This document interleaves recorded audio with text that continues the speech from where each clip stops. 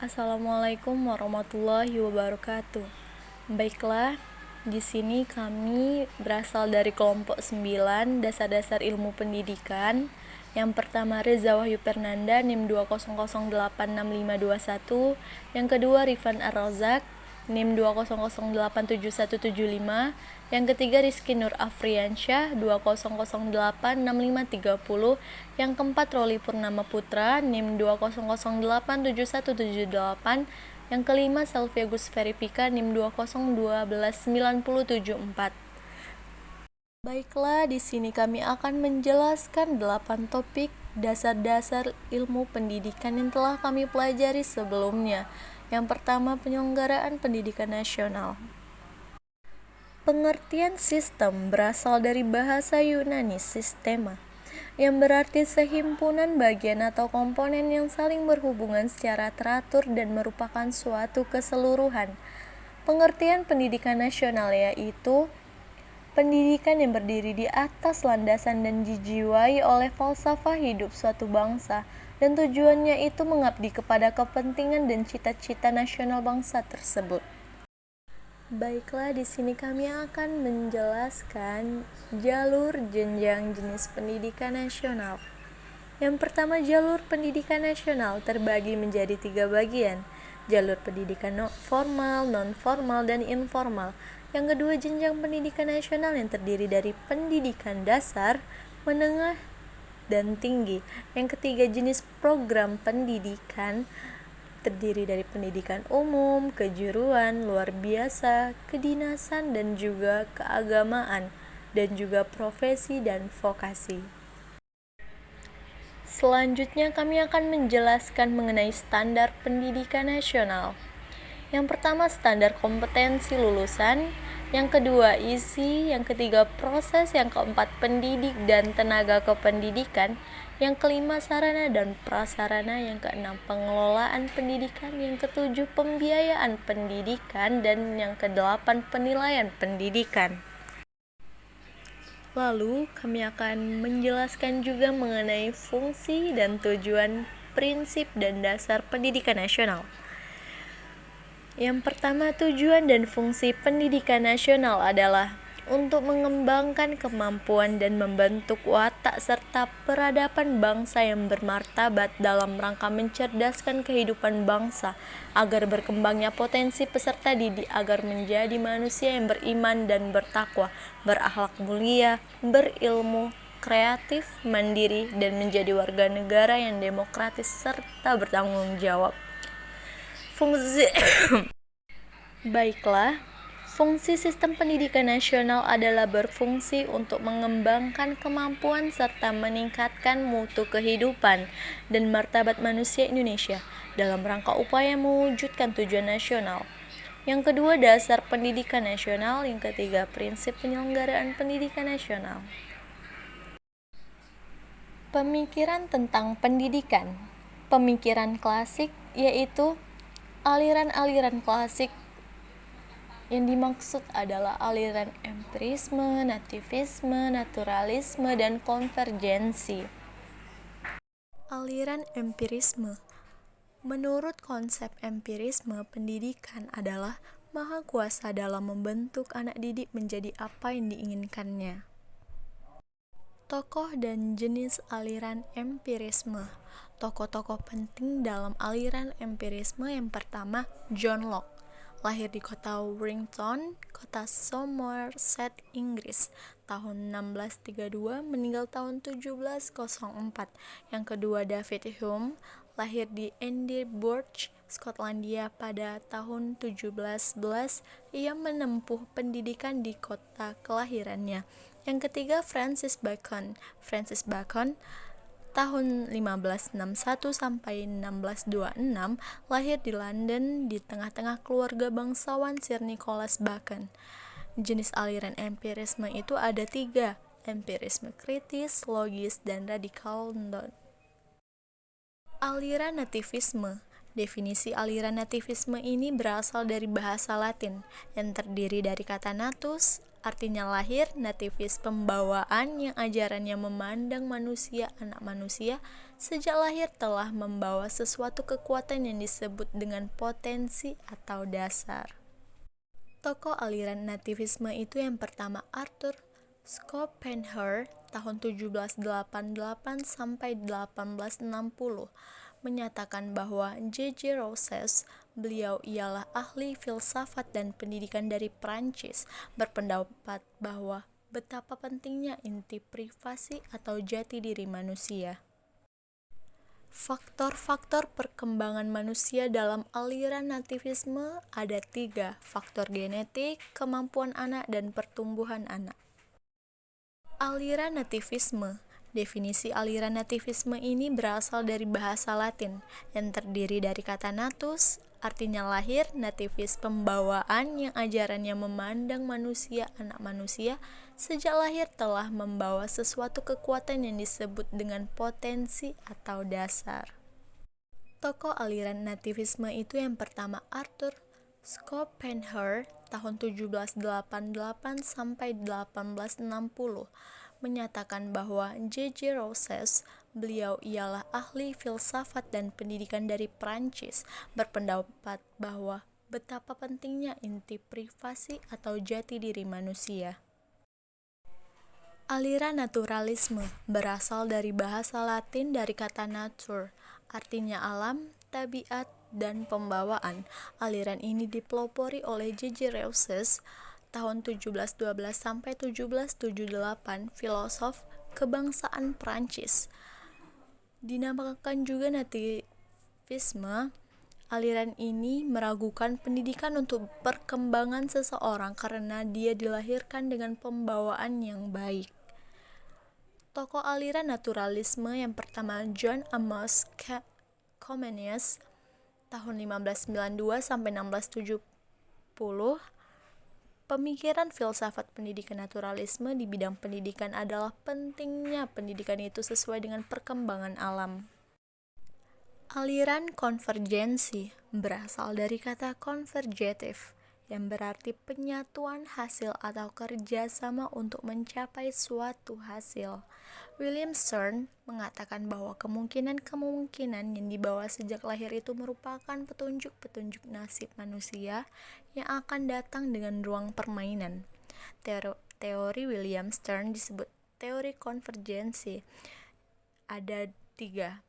Yang pertama, pendidikan mungkin dilaksanakan. Yang kedua, pendidikan diartikan sebagai pertolongan yang diberikan lingkungan kepada anak didik untuk mengembangkan potensi yang baik dan mencegah berkembangnya potensi yang kurang baik. Dan yang ketiga, yang membatasi hasil pendidikan adalah pembawaan dan lingkungan. Tokoh-tokoh pemikiran di Indonesia. Yang pertama Ki Hajar Dewantara, Suwardi Suryaningrat. Demikian nama kecil Ki Hajar Dewantara adalah putra kedua dari KPH Suryaningrat, cucu Paku Alam III, lahir di Yogyakarta pada tanggal 2 Mei 1889. Setelah genap 40 tahun ia diganti nama Ki Hajar Dewantara. Ia memasuki sekolah rendah Belanda dan kemudian pindah ke Ospia di Magelang. Yang kedua Muhammad Syafi'i, mendirikan sekolah INS Indonesia Netherlands School di Sumatera Barat pada tahun 1926. Sekolah ini lebih dikenal dengan nama Sekolah Kayu Tanam sebab sekolah ini didirikan di kayu tanam.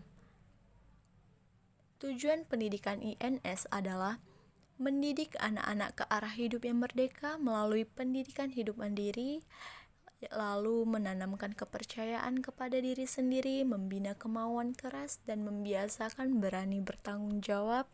Dan yang ketiga, membiayai diri sendiri dengan semboyan cari sendiri dan kerjakan sendiri, dan masih banyak yang lainnya. Yang ketiga, Kiai Haji Ahmad Dahlan.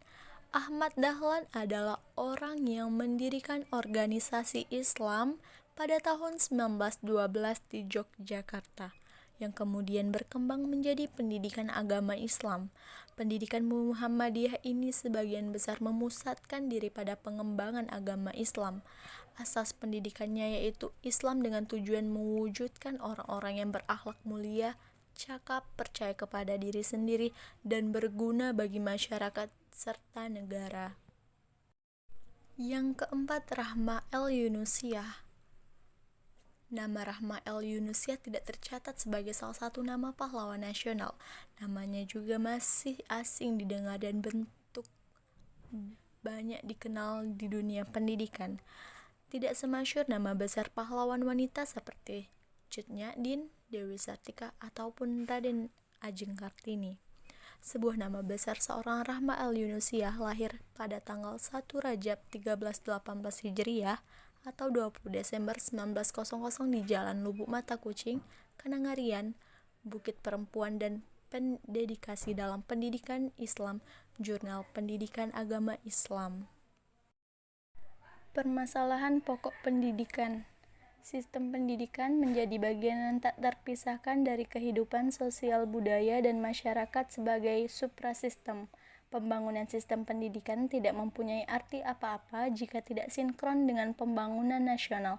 Masalah pokok yang dihadapi oleh dunia pendidikan di tanah air kita dewasa ini yaitu: pertama, bagaimana semua warga negara dapat menikmati kesempatan pendidikan. Yang kedua, bagaimana pendidikan dapat membekali peserta didik dengan keterampilan kerja yang mantap untuk dapat terjun ke dalam kancah kehidupan bermasyarakat. Jenis permasalahan pokok pendidikan. Yang pertama, masalah pemerataan pendidikan, yaitu persoalan bagaimana sistem pendidikan dapat menyediakan kesempatan yang seluas-luasnya kepada seluruh warga negara untuk memperoleh pendidikan, sehingga pendidikan itu menjadi wahana bagi pembangunan sumber daya manusia untuk menunjang pembangunan.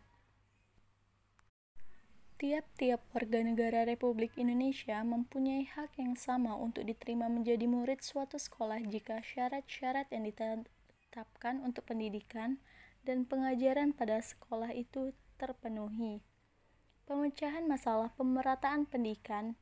Cara konvensional antara lain yang pertama, membangun gedung sekolah seperti SD Impers atau ruangan belajar.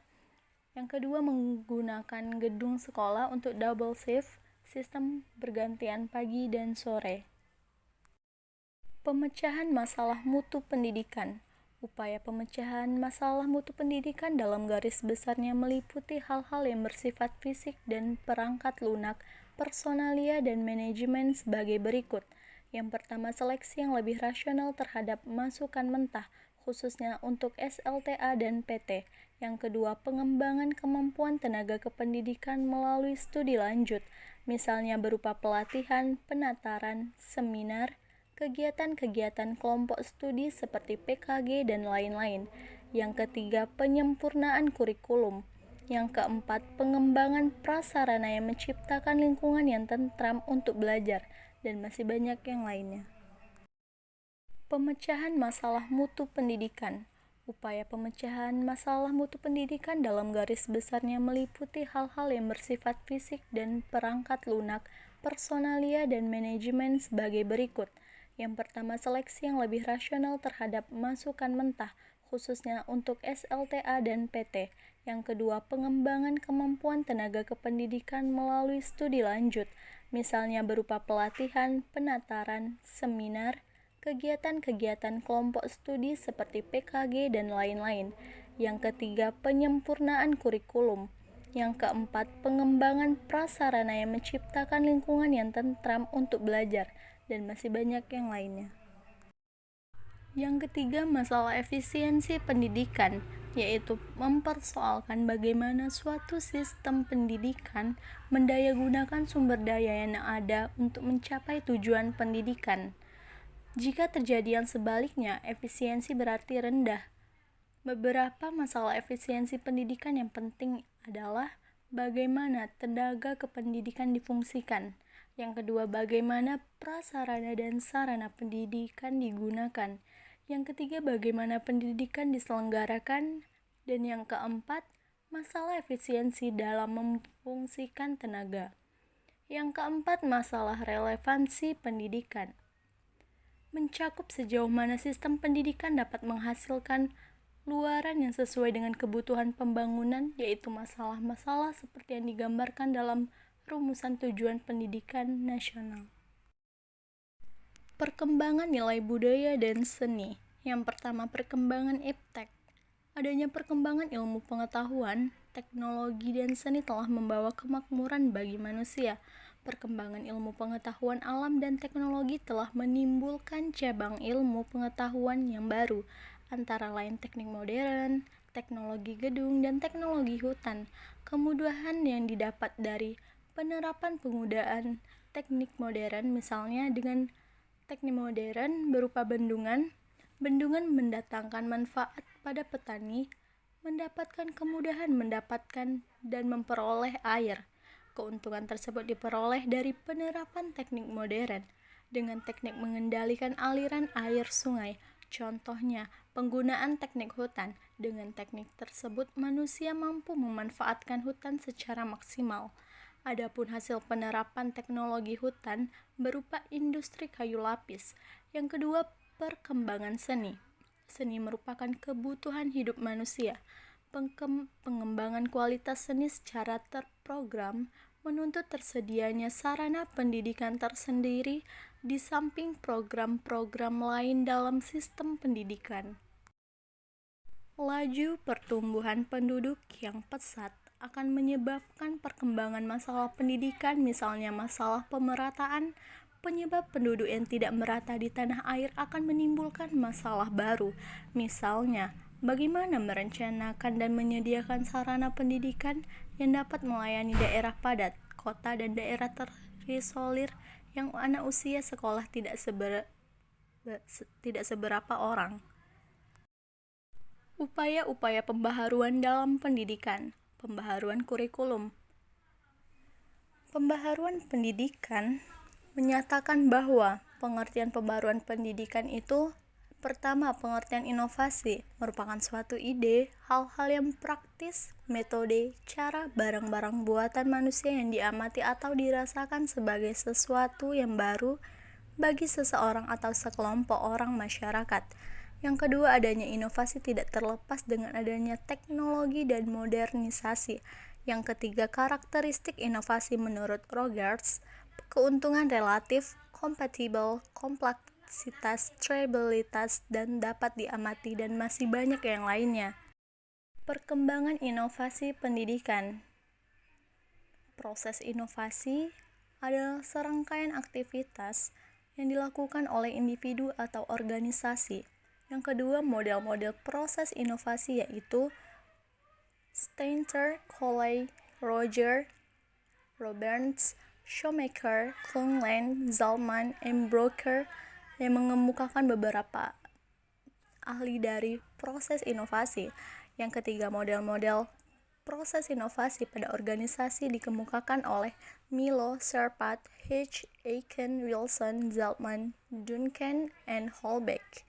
Yang keempat, model proses inovasi dalam organisasi menurut Zalman dan Ken Holbeck meliputi 2 tahap, yaitu tahap permulaan dan implementasi. Komponen dasar pembaharuan atau inovasi. Inovasi adalah gagasan, tindakan, atau barang yang dianggap baru oleh seseorang. Tujuannya yaitu mengembangkan kemampuan dan membentuk watak serta peradaban bangsa yang bermartabat dalam rangka mencerdaskan kehidupan bangsa.